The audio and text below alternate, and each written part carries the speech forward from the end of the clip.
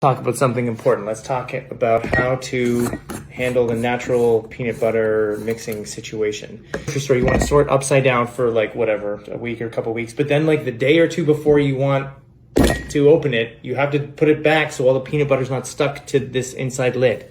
Get some paper towel ready in case this doesn't go well. We gotta get this lid off here. Oh yeah, nice, look at that. Now, let's talk about techniques. There's the stab, the scoop, the stir, okay? What's happening here is this is an emulsion. Is it an emulsion? A suspension. It's not an emulsion, that's the problem. It's a suspension. And so the solids are gonna fall and the oil rises to the top. Okay, this is pretty good. Now there's the oil there.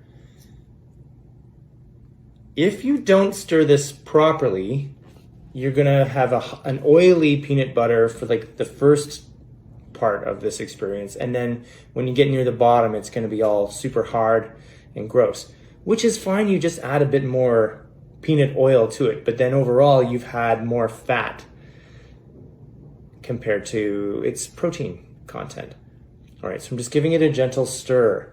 Gentle, like you want to budget like 10 or 15 minutes for this. Like sometimes it helps to get some of this out. So if I'm like going to be making a smoothie right now, I'll take a hunk of this stuff here, and it's not mixed together. It's like, it's kind of separate and it's a bit drippy, but then like if I can reduce the volume of this container, mixing it is going to be easier, or at least less risky for overflow.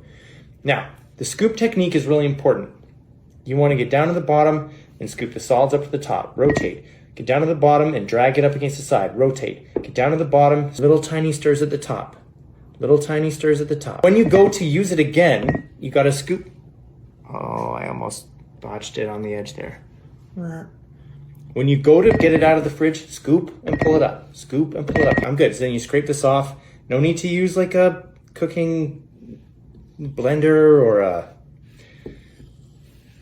baking blender. What are those things called? Cookie mixers? Look, that's it. I'm good. Made. Done.